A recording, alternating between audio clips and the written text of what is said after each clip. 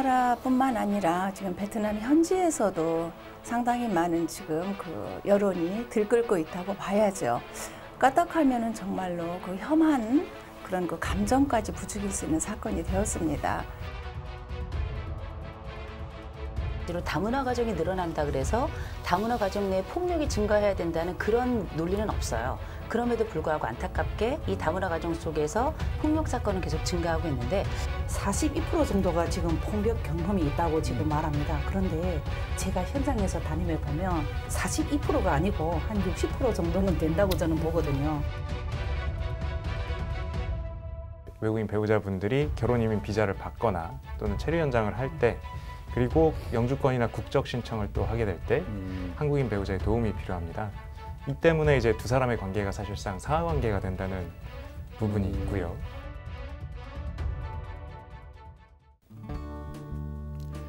작은 관심이 사회를 바꿉니다. 이주민들에게 필요한 대한민국의 작은 변화, 속사정을 시작합니다. 저는 진행을 맡은 양지열이고요. 오늘도 속사정을 위해 각계각층 다양한 전문가분들 모셨습니다. 먼저 글로벌 한부모의 황선영 대표님 모셨습니다. 안녕하세요. 안녕하세요. 숭실 사이버대 기독교 상담복지학과 맡고 계시죠? 이호선 교수님 나오셨습니다. 안녕하세요. 안녕하세요. 네, 그리고 이주민들을 위한 법률 전문가로 활동하고 계신 강성식 변호사님 모셨습니다. 안녕하세요. 안녕하세요. 네, 오늘도 매주 만나고 있는 한국다문화가족지원센터협회 고문 신숙자 회장님까지 네 분 모시고 속 시원한 시사 토크 속사정 지금 시작하겠습니다.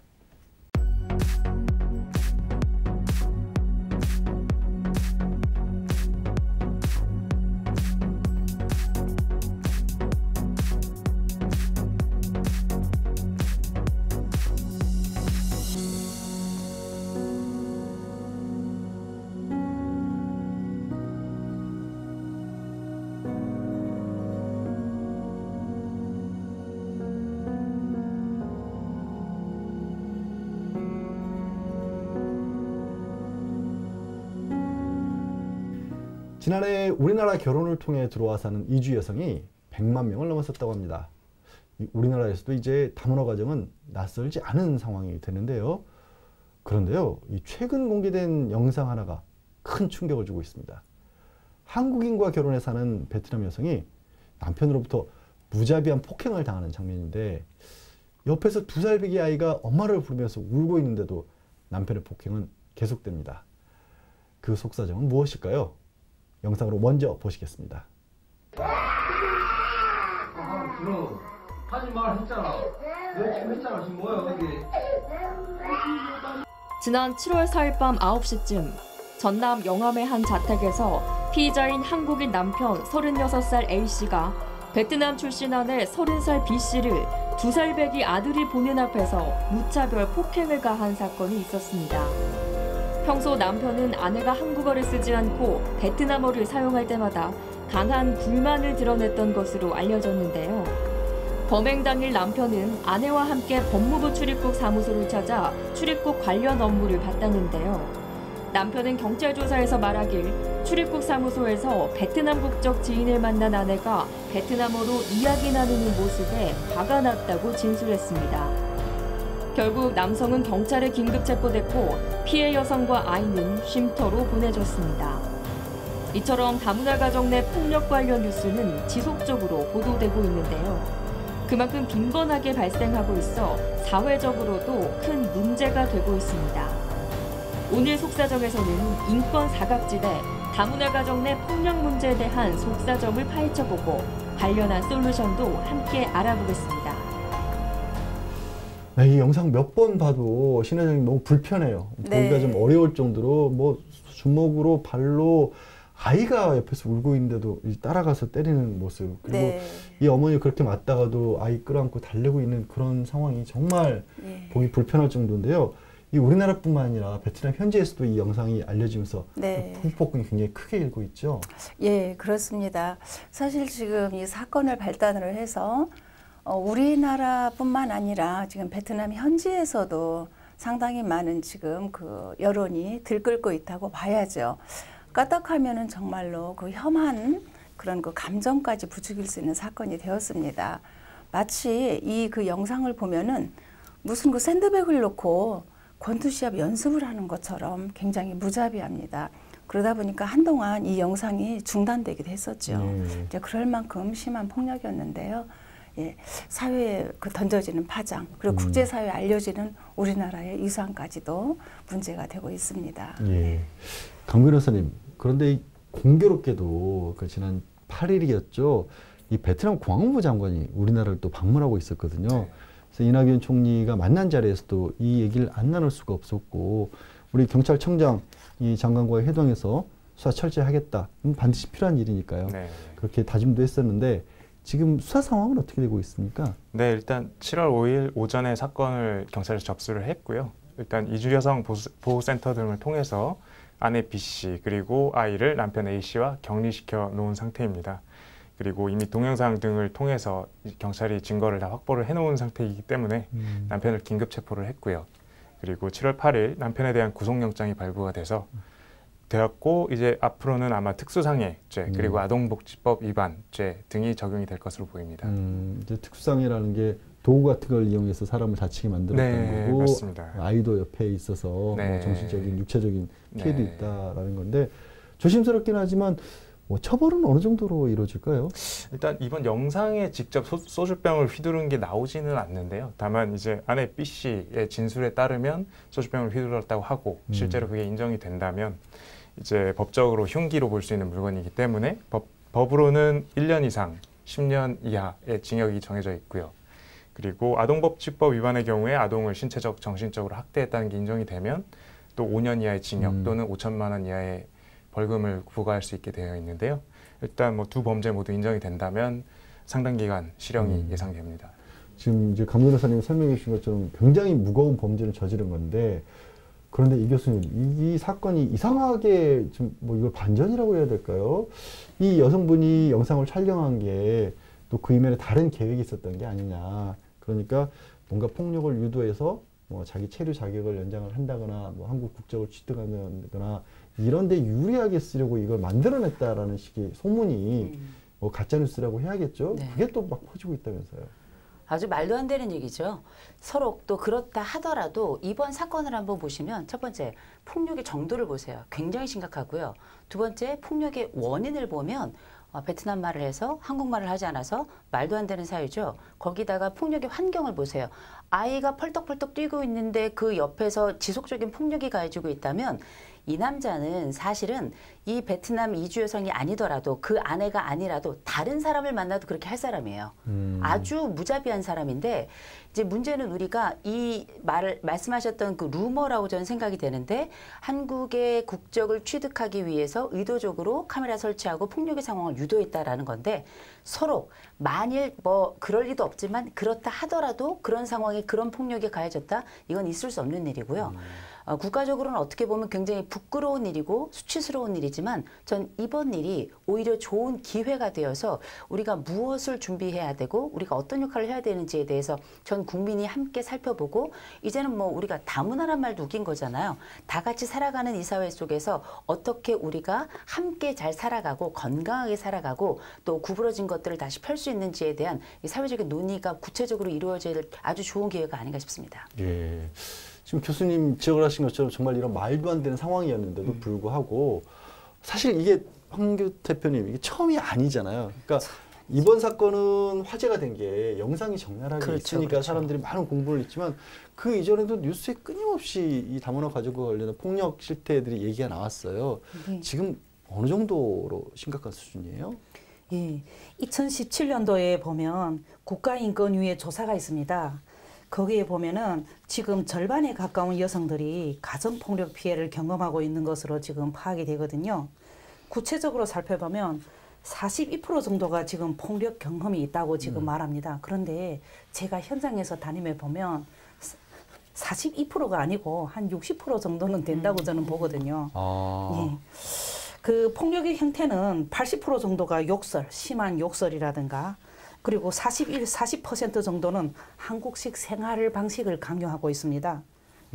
그리고 폭력 위험이라든가 금전적 방해 그리고 성행위 강요 등으로 굉장히 다양한 형태로 이주 여성 그 폭력들을 지금 경험을 하고 있는데 그리고 또 폭력이 지금 심각한 가정에 저희 단체 회원이 있는데요. 남편이 아이도 죽이고 엄마도 죽이려고 했어요. 세상에. 그래서 아이 2명은 죽였어요. 엄마도 죽였는데 그래서 이 두개골이 다 한 머리 됐어요. 네, 한 머리. 너무 너무 그래서 이제, 엄마도 죽이려고 했는데 사실은 엄마가 겨우겨우 살아나서 그 당시에 뱃속에 있던 아기가 지금 태어나서 초등학교 4학년 정도 됐습니다. 이게 아무래도 이제 황 대표님이 현장에 계시다 보니까 이제 너무 이제 상황을 자세하게 말씀해 주시다는 게 조금 불편을 드렸을 수도 있는데 지금 뭐 황 대표님 말씀하신 것처럼 현장에서는 사실 60%가 넘는 것 같게 느낀다는 거 아니에요. 근데 이걸 뒷받침해 주는 게 여러 가지 유형들이 있지만 실제 형사처벌을 받을 정도의 상황 그리고 수사가 이루어져서 파든 그렇게 처벌받은 사람들도 실제로 늘어나고 있다면서요, 교수님. 그렇죠. 우리가 노인이 늘어난다고 해서 반드시 노인 문제가 늘어나야 되는 건 아닌 것처럼 그와 마찬가지로 다문화 가정이 늘어난다 그래서 다문화 가정 내 폭력이 증가해야 된다는 그런 논리는 없어요. 그럼에도 불구하고 안타깝게 이 다문화 가정 속에서 폭력 사건은 계속 증가하고 있는데 한번 수치를 한번 보면 아, 이 증가율이 대단하구나라는 걸 확인할 수 있을 겁니다.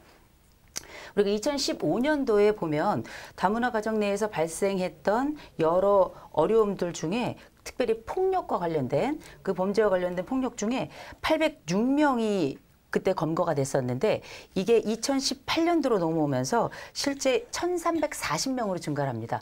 굉장히 큰 증가죠. 거의 1.5배가 넘게 증가를 했으니까요. 그런데다가 실제 올 들어서는 어떤 변화가 있었는가? 2019년 들어서 실제 지난 5월까지 통계를 봤더니 폭력으로 경찰에 검거된 인원이 전체가 427명인데 그러면 거기에 해당되는 가해자에 비해서 피해자는 몇 명인가 봤더니 523명이 나왔어요. 어쩌면 그 주변에서 사실은 더 넓은 영역의 피해자라고 할 수 있는 부분은 아마 포함이 되지 않았을 거라고 저는 생각을 하는데 굉장히 많은 사람들이 어려움에 처해 있고 실제 폭력에 입건됐다. 그 상황이 피해가 발생했다라고 하는 건 사소한 피해가 아닐 가능성이 굉장히 높습니다. 만약 그렇다면 우리가 이 전체 피해자들 중에 외국인 여성 피해자들은 얼마나 되는가? 상당수더라는 거죠. 그러니까 우리가 잊고 있었던 그 우리 사회가 가지고 있는 어쩌면 감추고 싶고 덮고 싶은 어두운 부분이지만 이제는 조금 노출을 해야 될 것 같고요. 건강하게 이분들이 우리 국민이니까 같이 살아가고 여성으로서나 가족원으로서나 국민으로서나 보호받을 수 있는 환경에 대한 직접적 논의가 우리가 지금 하고 있는 이 논의도 마찬가지잖아요. 그렇죠. 보다 구체화돼야 되고 예방이나 처벌에 관련된 부분들도 조금 자세히 진행됐으면 좋겠습니다. 도대체 이런 일들이 왜 벌어지고 있는지 이제 저희가 하나씩 얘기를 나눠볼 텐데 황 대표님, 저도 뭐 남성이긴 하지만 도대체 왜 이런 행동들을 남편들이 하는지 모르겠어요. 이번 사건 당사자 같은 경우도 언론에서 기자들이 물어보는데 뭐 마치 아내가 맞을 짓을 했다는 식의 얘기를 하지 않습니까? 도대체 왜 이런 행동들을 할까요? 저는 그 근본적인 그 뿌리를 내려가 보면 매매혼에다 저는 중점을 둡니다. 다문화 가정은 요즘은 뭐 어디 외국에 근무를 갔다가 혹은 외국에 유학을 갔다가 다문화 가정이 형성되는 경우도 있지만 우리가 대부분 지금 다문화 가정 하면 매매혼을 통해서 이렇게 들어온 가정을 보거든요. 그러면 남편들이 볼 때 자기가 돈을 내서 숱한 돈을 들여서 거금을 들여서 여자를 데려왔으니까 물건처럼 생각을 합니다. 이 상품화를 하거든요. 그러니까 너는 내가 필요해서 가져온 물건이니까 내 말을 잘 들어야 된다. 이런 생각을 많이 하는 것 같고요. 그래서 지금 저는 사실 제가 다문화 센터에서 일을 하면서 2, 3년을 일을 하고 나서 제가 이런 형태, 혼인소개서를 통한 이런 다문화 가정의 형성은 이제는 막아야 된다고 제가 적극적으로 목소리를 높였습니다. 그래서 그때 사인을 하고 저희들이 다 한국어 지도사들 다문화 가정에서 이렇게 파견 근무를 하는 선생님들이 그때 사인을 하고 그랬는데 그래서 이것이 혼인소개서를 조금 단속을 하고 매매혼을 단속하는 계기가 됐거든요. 아니 오죽하면 매매혼이라고까지 표현을 하실까 싶긴 한데 신 회장님 실제로 그런 상황인가요? 실제로 이 법 자체는 소비자법에 의한 그 결혼중개업법이에요. 그리고 결혼중개업 자체가 소비자법 안에 있다는 것 자체도 좀 아이러니한 일이지요. 아무튼 그 우리 그 이제 전반적인 인식이나 의식이 초기부터 우리 국제결혼이 활성화된 초기부터도 이제 이러한 좀 성격이 강했어요. 좀 돈을 주고 사온다라는 것. 특히 이제 그 동남아 지역이 가난한 나라들이다 보니까 가난한 나라에서 우리가 여성을 사온다. 그런데 나라가 가난할 뿐이지 여성들 자체가 가난한 건 아니에요. 한국에 결혼을 해서 온 것 자체는 한국을 향해서 도전하고 본인들이 선택해서 그 꿈을 갖고 왔음에도 불구하고 일단은 지금 그 상황은 여기에서 벗어나지 못하고 있지요. 그렇죠. 네. 사실은 다문화 가정도요. 예, 다문화 가정에 보면 물론 현지에서 모국에서 그 학력이 낮은 이주 여성들도 있지만 굉장히 학력이 높은 분들도 있거든요. 그렇죠. 예. 그래서 다문화 가정에서도 지금 2세들한테 우리가 기대하는 것도 있지 않습니까? 네. 예. 예. 강 변호사님, 네. 지금 이제 두 분이 지적해 주신 이런 문제점들 그럼 제도적으로 보완할 그런 장치는 없나요? 사실 2010년대 초기에 이제 법무부가 결혼이민 비자 발급 요건을 좀 강화를 해서 항고 능력 그리고 소득 요건을 충족하지 못하면 비자 발급을 불허하는 제도를 시행을 했고요. 그리고 국제결혼 안내 프로그램 등 교육 제도도 좀 시행을 하고 있기는 한데요. 사실 그것만으로는 근본적인 해결은 좀 어려운 게 현실입니다. 자, 우리 이제 아까 이제 우리 황 대표님께서 통계로는 42%지만 느끼기는 60%라고 말씀해 주신 이유가 현장에서 느낌도 그렇지만 실제로 이제 이런 알려지지 않은 가정폭력이라 해야 될까요? 이런 것들이 많이 또 좀 보인다면서요? 예, 많습니다. 가정폭력이 사실 발생해도 대부분 분들이 주변에 알리지를 못합니다. 주변에 알리면 일단은 자기가 창피하죠. 남편한테 맞았다. 뭔가는 잘못해서 맞았을 것이다. 이런 예상을 하기 때문에. 그리고 이 남편하고 또 살아야 됩니다. 그죠? 예. 결국 아이를 보더라도. 그래서 이혼을 하지 않는 이상은 남편하고 살아야 되니까 참습니다. 예. 그리고 주변에 알리는 게 창피한 이유가 제일 많았고 아무 효과도 없을 것 같다. 그래서 주변에 도움을 요청하지 않는 상황들도 많습니다. 자기가 참고 견디고. 그리고 아예 어떤 분들은 어디에다 도움을 청할지 몰라서 이미 다 지나고 나서 선생님한테 전화하든가 이튿날이 지나서 다문화 센터에 전화하든가 이런 상황들이 생깁니다. 예. 당장. 예, 그런 상황들이 많고요. 그리고 또 언론에 보도된 경우에만도 남편에 의해 사망한 여성들이 지금 20명이 넘거든요. 예, 그렇지만은 현장에는 제가 아까 말했지만 죽이려고 이랬지만 그 시골에서 정말 죽어간 이주 여성들이 있습니다. 예. 예, 그런 여성들은 아예 언론에도 나오지 않기 때문에 이 숫자가 통계 숫자는 지금 21명에 달한다 하지만 사실은 더 많다고 저는 봅니다.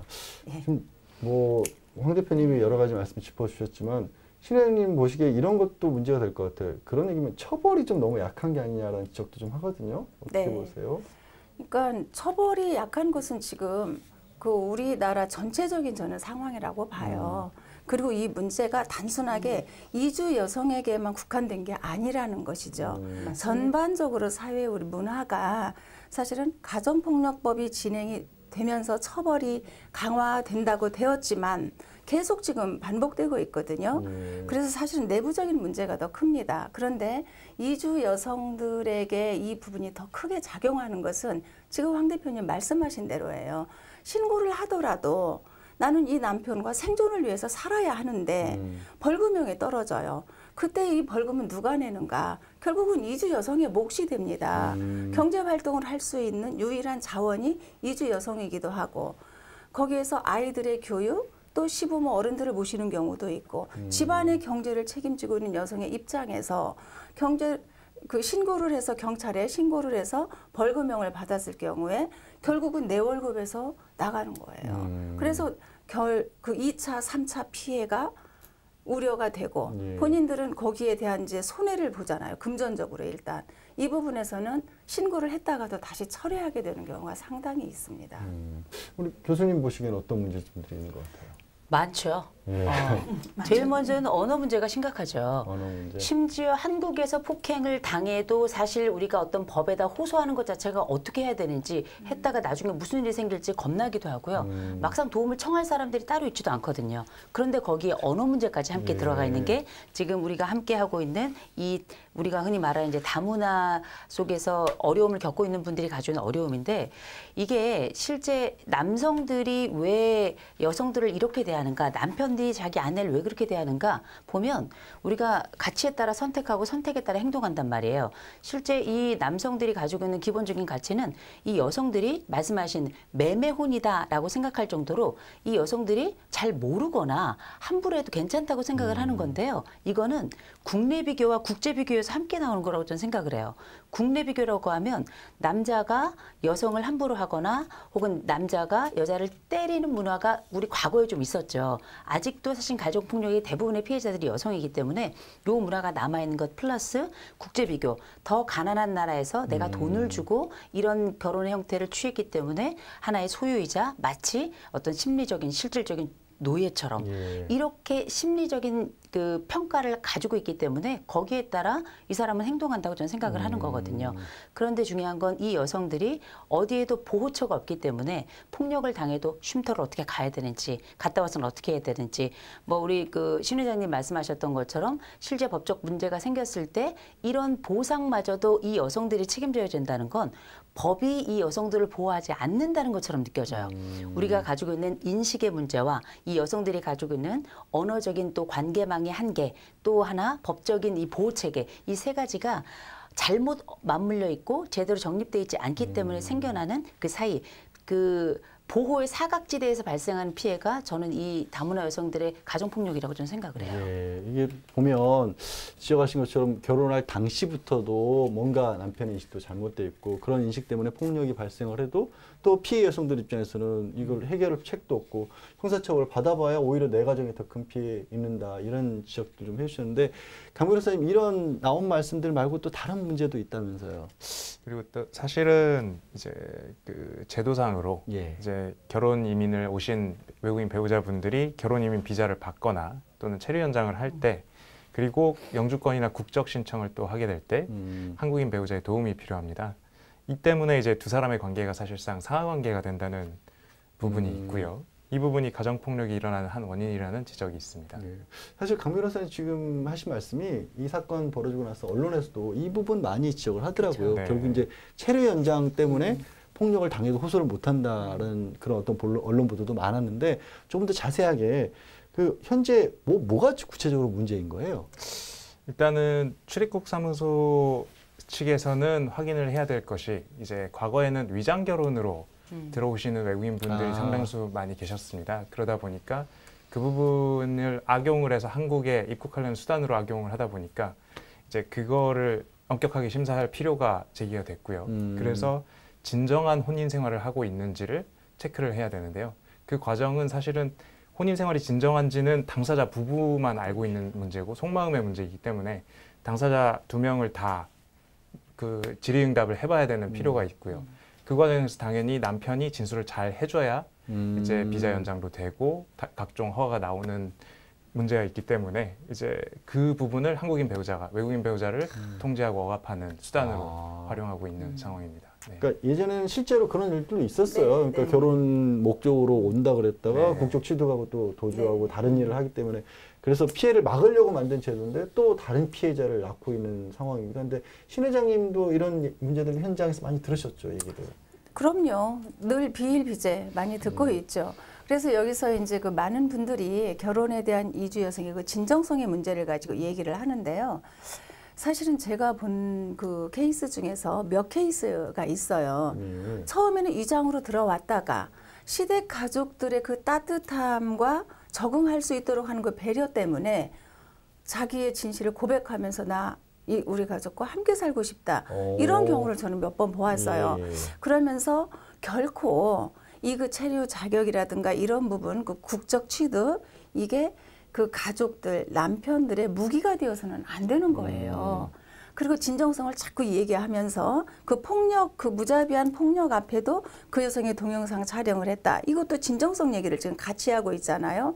헌데요, 이 여성이 매를 맞았을 때 자국 여성들하고 통화하면서 울기도 했을 거예요. 그동안 숱하게. 그때 이 여성들이 누군가와 상담을 해줬고 그런 걸 사실 증명하려면은 이런 영상이 필요하다라는 것을 얘기를 해준 거예요. 한두 번 맞아서 이 여성이 영상을 찍은 게 아니거든요. 그래서 우리는 진정성을 논하기 전에 먼저 이러한 그 사건이라든가 그 인식 개선부터 우리가 먼저 해야 된다라는 생각을 합니다. 예. 그러면 이게 하여튼 한 가지의 틀로서 체류 현장 자격 때문에 이 진정성 문제 이거를 사실 진정성이라는 것을 법적으로 확인한다는 게 얼마나 그럼요. 좀 어려운 일이에요. 또 언어도 또 딸리시는 분들인데. 피해자에게 맞습니다. 진정성을 얘기하는 거는 제가 볼 때는 그거는 2차 피해를 야기하는 거라고 저는 봐요. 네, 네. 그렇죠. 자, 이제 강 변호사님께 또 한 가지 여쭤볼게 이 법적인 문제로 네. 그럼 이제 이런 지적들 하세요. 그렇게 폭력을 당해서 여성이 벗어나고 싶어서 네. 또 이혼을 하려고 해도 네. 이게 체류 자격도 문제지만 이혼도 쉬운 일이 아니고 이혼해서 자기가 뭐 본국으로 쫓겨나지 않기 이혼하기는 더 어렵다면서요. 네, 사실은 한국인 배우자에게 이렇게 명백하게 폭력을 당해서 이제 그 이유로 이혼을 한다면 한국에서 체류할 수 있는 가능성이 대단히 높기는 합니다. 법적으로는 이제 본인의 귀책 사유 없이 이혼한 외국인 배우자는 한국에서 체류력이 보장이 되는데요. 다만 그렇게 실제로 체류를 보장받는 건 변호사님 말씀하셨지만 이제 오랜 법정 싸움을 해야 될 수도 있고 그 법정 싸움 결과가 좋을 수도 있지만 나쁠 수도 있기 때문에 본인으로서는 그거를 선택하기가 쉽지만은 않은 상황이고요. 그래서 참고 넘어가는 경우가 꽤 있는 것 같습니다. 다만 이번 사건의 경우에는 B 씨가 이제 영상으로 증거를 확실하게 남겼기 때문에 이제 그 부분이 잘 반영이 되면 충분히 체류는 하실 수 있을 것 같은데 이제 앞으로는 그런 일이 좀 없었으면 하지만 혹시나 지금이라도 또 비슷한 정도로 폭행을 당하시는 분들이 또 계시다면 이번 B 씨의 사례를 좀 참고를 하셔서 가급적이면 좀 영상 증거 같은 거를 또는 뭐 녹음 증거라도 이렇게 확보를 해놓으시는 게 앞으로 권리 구제에 큰 도움이 되실 거라고 생각이 됩니다. 뭐 얼마 전에 관련해서 그 대법원에서 판결도 하나 나왔는데 네. 약간 우리 이주 여성분들에게 조금 유리하게 판결이 나왔다면서요? 네, 원래는 이제 결혼 이민 아까 말씀드린 피해를 당한 이주 여성들이 이제 그 체류 자격을 보장받기 위해서는 전적으로 책임이 모든 남편에게 있는 경우, 한국인 배우자에게 있는 경우에만 전적으로 네, 인정을 체류를 보장해야 된다라는 하급심 판결들이 있어 왔는데요. 이제 최근에 대법원이 그렇게 볼 수는 없고 주된 책임이 한국인 배우자에게 있는 경우에도 이제 외국인 배우자에게 체류를 보장할 수 있다라는 판결을 했고요.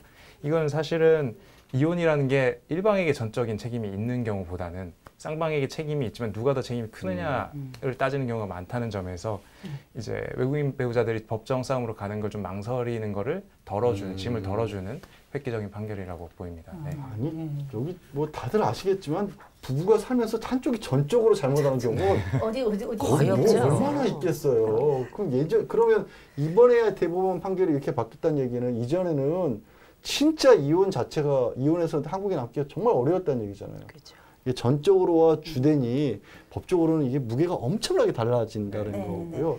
정말 그나마 다행인데 그럼 강 변호사님 이번 사건 같은 경우에는 뭐 이 여성이 뭐 권리 구제를 받고 한국에서 남는데 큰 문제는 없어 보여요? 한국에서 아이도 키우고 싶어 한다고 하던데. 네, 일단은 뭐 남편의 책임이 너무나 명백하기 때문에 네. 한국에서 체류 자격 받는 데는 큰 문제는 없으실 것 같고요. 다만 최근에 인터넷에 이제 그 남편 A 씨의 전처라는 사람이 이제 올린 글에는 이제 그 B 씨가 불륜을 저질렀다라는 주장을 하고 있는 부분이 있는데 이 부분 만약에 뭐 사실관계는 확인을 해봐야 되겠지만 혹시나 불륜에 해당될 여지가 있다면 나중에 국적이나 영주권을 받는 데는 이제 품행 단정이라는 요건이 필요하거든요. 근데 거기에 어떻게 저촉이 될 수 있을지 이런 거는 좀 지켜봐야 되는 문제 같습니다.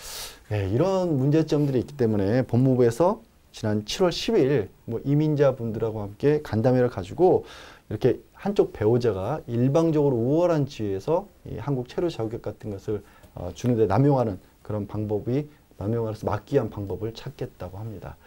자, 얘기를 이제 그러면 황 대표님 이제 얘기를 조금 더 전환을 해서 지금 당장에는 결국에는 이 결혼 이주 여성들을 위해서 뭐 상담하고 구조기관이 적극적으로 개입을 해주고 이런 것들이 필요할 것 같아요. 법을 바꾸더라도 지금 해야 될 일은 해야 될 거 아닙니까? 그렇죠. 지금 뭐 보호시설 실태 같은 경우는 어떻습니까? 예. 현재 여성가족부는 폭력 피해 이주 여성을 보호하고자 전국에 32개 보호시설을 운영하고 있습니다. 그리고 쉼터는 28개, 공동생활가정 3곳, 그리고 자활센터 한 곳 이렇게 운영하고 있는데요. 이 폭력 피해 이주 여성들이 모국어로 전문적인 상담을 받을 수 있도록 폭력 피해 이주 여성 상담소를 또 운영하고 있습니다. 예, 올해만도 지금 전국에 3개 기관이 있는데요. 대구 여성인권센터, 그리고 인천 여성의 전화, 그리고 충북 이주 여성인권센터가 상담기관으로 지금 지정되어 있습니다. 그리고 올해에 지금 2곳을 추가로 다시 더 지정을 할 예정입니다.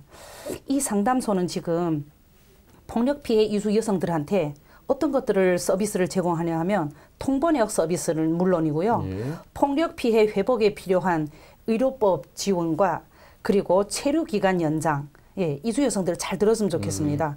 예, 체류기간 연장과 의료법률 지원을 하고요. 그리고 권리 보호를 위한 정보들을 각종 정보들을 제공한다고 합니다. 예. 네, 혹시라도 어려움 겪고 계신 이주 여성분들이 있으시면 꼭 기억하셨어야 할 그런 정보인데요. 신 회장님, 네. 이런 쉼터 이용하는데 자격 제한 같은 건 없습니까? 있었습니다, 사실은. 예. 그 미등록 체류자는 이런 그 쉼터에 들어가기가 어려웠지요.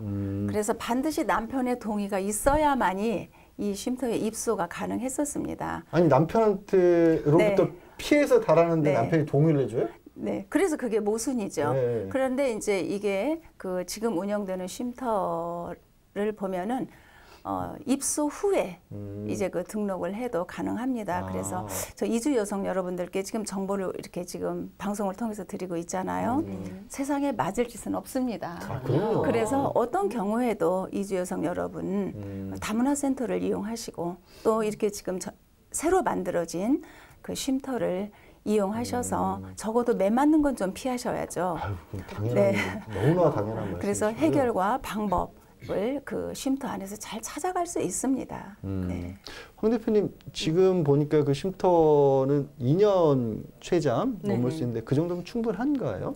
사실 2년 이내에 그 폭력으로 인한 그 상처를 씻고 또 그리고 자립을 하고 아이를 키우기 위해서 어떤 경제적인 나가서 경제적인 보증금이라도 마련할 수 있는 돈을 마련하기에는 2년이라는 게 너무 짧습니다. 예, 우리도 그렇지 않습니까? 그래서 이 이주 여성들이 쉼터에 있다가 모자원, 한국 사람들은 한부모들이 모자원으로 가거든요. 한부모가 됐을 때 모자원으로 연계될 수 있는 정보들이 잘 전달이 되기를 저는 바랍니다. 네. 예. 신 회장님, 요즘에는 그 어떤 주거 공간 지원 같은 것도 있고 자립 네. 지원금 같은 것도 있고 그 제도적인 보완도 좀 이루어지고 있다고 하던데 아직은 부족한가요? 너무 미미하죠. 그래요? 네, 우리 이제 실효성이 없어요, 사실은. 그런데 이제 그 우리가 지금 그 복지 제도 안에 보면은 그 이제 LH 공사에서 하는 뭐 10평 또는 뭐 15평 미만 이렇게 해서 그 자립 지원할 수 있는 그런 주거 공간을 지금 제공하고 있거든요. 네. 그래서 이주 여성에게도 똑같이 적어도 자녀가 있음에도 불구하고 그 자녀와 함께 갈 곳이 없어서 거처가 없어서 이렇게 그 뭐 아주 싸구려 월세방을 간다든가 화재라든가 이런 위험을 전혀 고려하지 않은 이런 그 거주지에서 생활하지 않도록 이제 이런 부분은 좀 국가 정책적으로 매우 필요하다고 봅니다. 단순하게 머무르는 것만으로 해결되는 게 아니니까. 그렇죠. 그럼 추가적으로는 어떤 게 또 필요할까요? 예, 아까 제가 말했지만 쉼터에서 나와서 자립할 수 있도록 모자원이라든가 이런 시설로 연결이 되고 그리고 또 법적으로도 모자원에 만약 못 가는 분들은 이 사회에 나와서 아이를 잘 키울 수 있도록 여러 가지 지원들이 좀 필요한데요.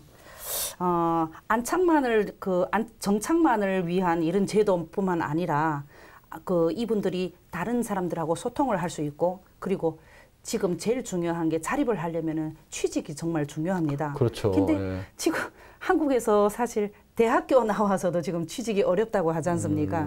그런데 더 어려운 거는 이주 여성들은 그 좁은 취직문에서 들어갈 수 있는 그 문이 너무 짧아요. 그래서 이런 저소득층 이주 여성들이 일을 할 수 있는 이런 제도적인 마련이 좀 저는 필요하다고 봅니다. 뭐 공공 일자리 그렇죠. 이런 공공 일자리라든가 부분들을 이주 이런. 여성 피해자분들에게 좀 확대할 필요가 있다. 예. 라는 생각이 드네요. 자, 이제 우리가 문제점들이라든가 필요한 지원책들 좀 살펴보고 있는데요. 추가적으로 결국 이런 폭력들 막아야 될 거 아니에요, 신 회장님? 네, 그럼요. 뭐 신 회장님 보시기에 이런 폭력이 확산되는 것을 막기 위한 시급한 방법, 제일 좋은 게 어떤 게 있을까요? 네, 가장 좋은 방법은 처벌을 좀 강화하는 거죠.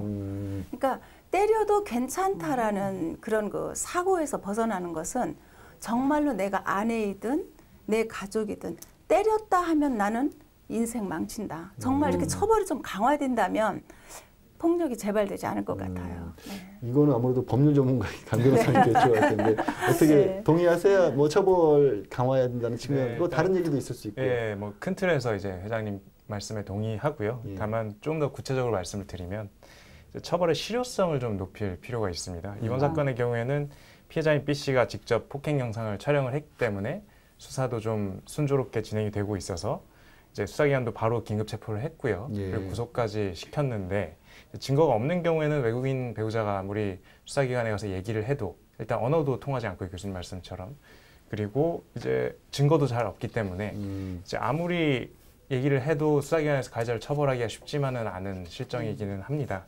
따라서 일단은 수사기관에서 능력 있는 통역 요원들을 좀 충분히 확보하는 게 또 선행이 돼야 될 것 같아요. 그래서 그리고 외국인 배우자가 가정폭력을 신고한 경우에는 이제 증거가 없더라도 수사기관에서 한 번 더 적극적으로 좀 뭔가 수상한 점은 없는지 한번 확인해보는 태도도 갖추는 게 중요할 것 같고요. 다만 이제 가정폭력의 특수성 때문에 이제 수사기관이 가정 내부의 모습을 직접 보는 건 또 한계가 있을 수밖에 없습니다.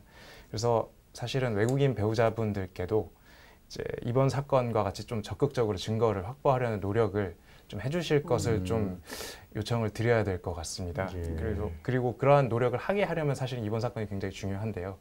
이번 사건이 국가기관에서 굉장히 엄중하게 처벌이 진행이 되고 외국인 배우자에게는 체류가 적절하게 보장이 된다라는 시그널들을 이제 외국인 배우자분들께 많이 드릴 수 있을 만큼 잘 진행이 되어야 이번 사건이 모범 케이스가 되어서 좀 좋은 영향을 미칠 수 있지 않을까 생각됩니다. 죄 지은 사람은 엄중하게 처벌을 하고 피해를 입은 사람은 국가가 잘 구제해주고 이런 것만 잘 이루어져서 사람들이 아 대한민국 가면 저런 보장을 받을 수 있겠구나라는 생각만 들어도 바뀔 것 같아요. 우리 교수님은 혹시 뭐 추가적으로 중요한 말씀이에요. 처벌은 굉장히 중요한 과정이라고 보는데 우리가 언제까지 처벌에만 목말라 있을 것인가.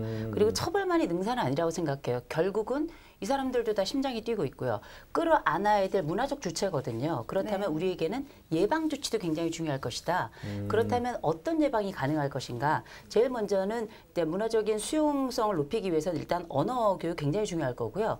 이 언어 교육만 중요한 것이 아니라 이분들이 언어를 충분히 능통하게 한다 하더라도 이분들이 사실 사회하고 접촉면이 굉장히 작아요. 좁습니다. 그렇다 보니 이 접촉면을 넓힐 수 있는 방법 중에는 물론 일자리도 있고 다 있겠지만 제가 볼 때는 지금 현재 사회복지 서비스 자체가 이제는 동사무소를 찾아가는 서비스가 아니라 동사무소가 찾아오는 서비스가 있는 것처럼 그렇게 이분들이 일정 기간 정착을 할 때까지 제가 볼 땐 최소한 5년이라고 저는 생각을 하는데 5년 정도 어느 정도 기한을 정해놓고 끊임없이 담당자들이 찾아가고 이분들의 실질적인 이야기를 와서 얘기하는 게 아니라 그분들이 왔을 때 언제든 얘기할 수 있는 창구 정기적으로 만날 수 있는 창구가 있어야 된다고 저는 생각을 하는 거예요.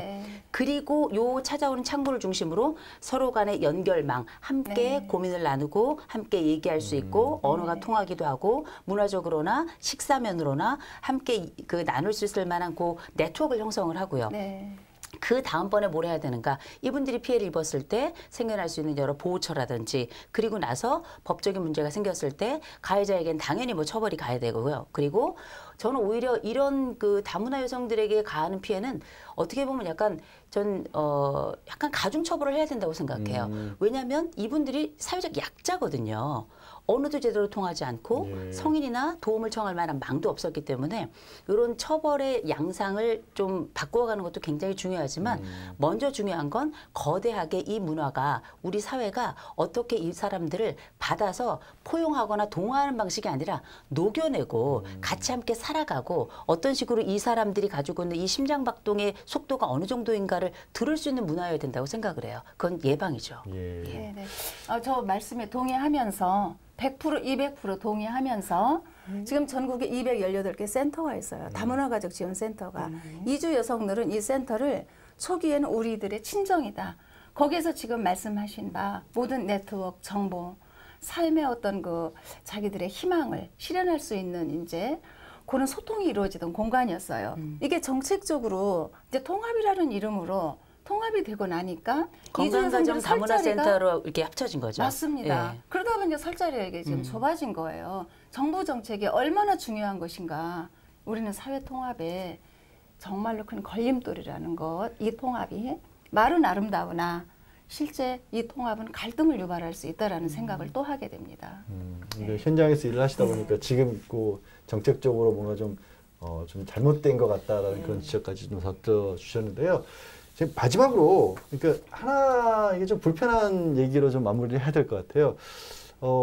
제가 보기에는 여러 가지 이유들이 있지만 결국에는 어떤 좋지 않은 인종차별적인 성향들이 우리 사회에 아직도 남아있기 때문에 그게 이 다문화 가정에서 더 폭력으로 또 쉽게 나오는 게 아닌가 하는 생각도 듭니다. 뭐 이 폭력과 관련해서든 제가 지금 말씀드린 어떤 인종차별적인 요소와 관련해서든 포함해서 마무리 말씀들 한마디씩 들었으면 합니다. 이 교수님부터 먼저 해주시죠. 저는 적어도 우리가 이 사회가 어떻게 사회 구성원들에게 건강한 젖을 먹을 것인가. 저는 이게 굉장히 중요한 주제라고 생각하는데 그 젖은 여러 음식을 다양하게 엄마가 먹고 그 젖을 내야 그 젖이 좋은 젖이거든요. 그런데 누군가를 배제하거나 누군가를 차별하거나 이런 과정은 결국은 건강하지 못한 젖을 전 구성원들에게 먹이는 과정이라고 생각해요. 시스템이 돕기 시작해야 되고 보다 구체화돼야 되고 더 세밀화돼야 되고 말초까지 전 들어가야 된다고 생각을 하고요. 그래야 우리가 이야기하는 차별의 이야기에서 평등으로 가고 평등을 넘어서 창조까지 넘어갈 수 있지 않을까 싶습니다. 우리 황 대표님. 예, 이렇게 저는 이 다문화 가정들이 지금 이루어진 나라들을 보면 거의 후진국이 많잖아요. 그러니까 한국 남자들이 볼 때 후진국이라는 생각을 많이 해요. 그렇기 때문에 거기에서부터 차별이 시작한다고 생각을 합니다. 예, 그 다문화 이주 여성들이 지금 보통 미국이나 선진국에서 온 가정들을 보면 남편들이 이런 폭력 가정이 그리 형성되지 않거든요. 솔직히 그렇죠. 예, 그렇습니다.